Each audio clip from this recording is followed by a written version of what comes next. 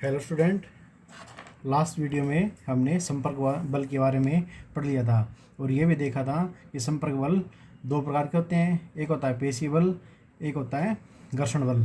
तो उसी का आगे का भाग हमारा कि असंपर्क बल।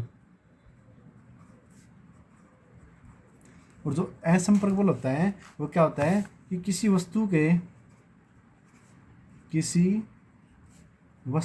के संपर्क में आए बिना ही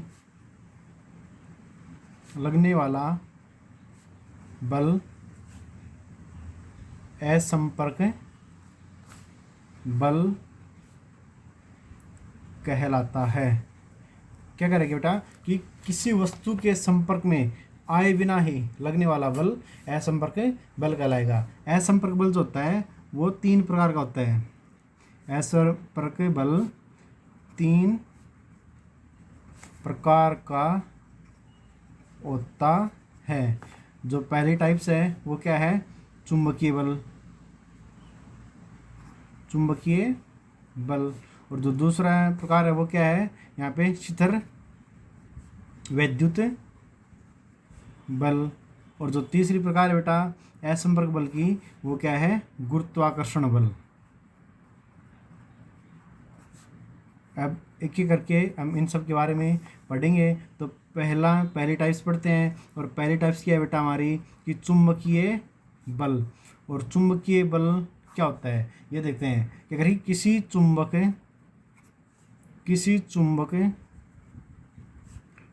द्वारा किसी वस्तु पर लगाया गया आकर्षण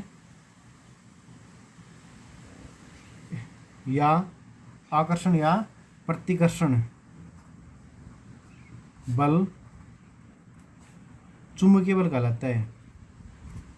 चुंबकीय बल कहलाता है। क्या करेगी कि किसी वस्तु पर, ठीक है, लगाया गया यानी किसी चुंबक के द्वारा किसी वस्तु पर लगाया गया बल वो आकर्षण बल भी हो सकता है और वो प्रतिकर्षण भी बल हो सकता है। तो वो क्या कहलाएगा? चुंबकीय बल कहलाएगा। ठीक है। तो दूसरी टाइप्स क्या हमारी कि शिथिल वैद्युत बल। और शिथिल वैद्युत बल क्या होता है कि एक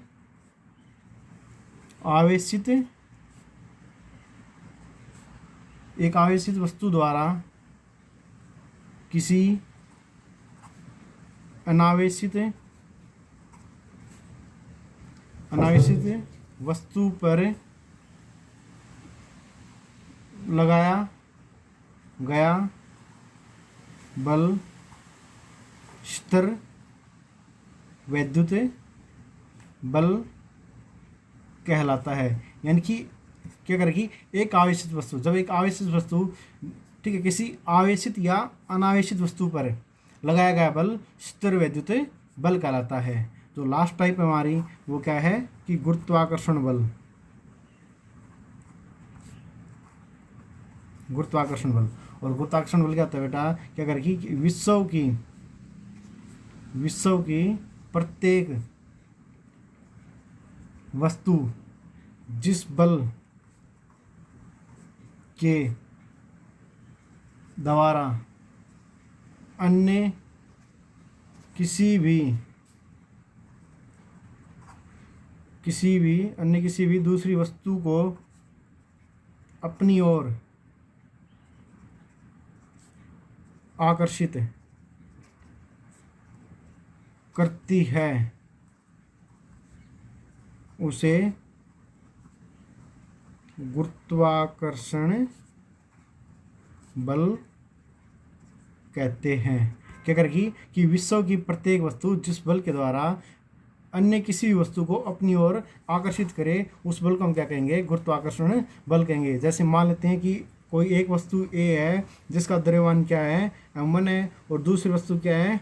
B है। और जिसका द्रव्यमान क्या मान लिया हमने m2, दोनों वस्तुओं के बीच की जो दूरी है वो हमने मान ली r, ठीक है। और दो वस्तुओं के द्रव्यमान के बीच में लगने वाला बल क्या कहलाएगा, गुरुत्वाकर्षण बल कहलाएगा, ठीक है। अगर हम यहाँ से फॉर्मूला बनाएं गुरुत्वाकर्षण बल का तो वो क्या बनेगा यहाँ पे कि बल क्या है, G बराबर है F बराबर है G m1 m2 by r square, ठीक है। हम सीधा लिख रहे हैं यहाँ पे, ठीक है। तो ये बनेगा, अगर मैं यहाँ से G की वैल्यू निकालूँ तो यहाँ से बन जाएगा फॉर्मूला हमारा कि F r square by m1 into m2, ठीक है।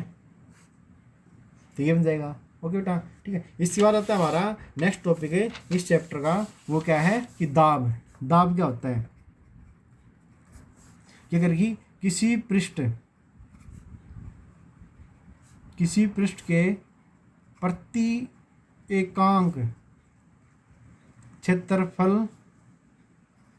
पर लगने वाले बल को दाब कहते हैं, ठीक है। क्या करेंगे बेटा कि किसी पृष्ठ के, ठीक है, किसी मान लेते कोई एक पृष्ठ है, इसे एकांक क्षेत्रफल पर लगने वाला बल क्या कहलाएगा, दाब कहलाएगा। तो यहाँ पे दाब का जो सूत्र बनेगा वो क्या बनेगा कि बल बटे में क्षेत्रफल, ठीक है। ये यहाँ पे सब फॉर्मूला रहेगा दाब का।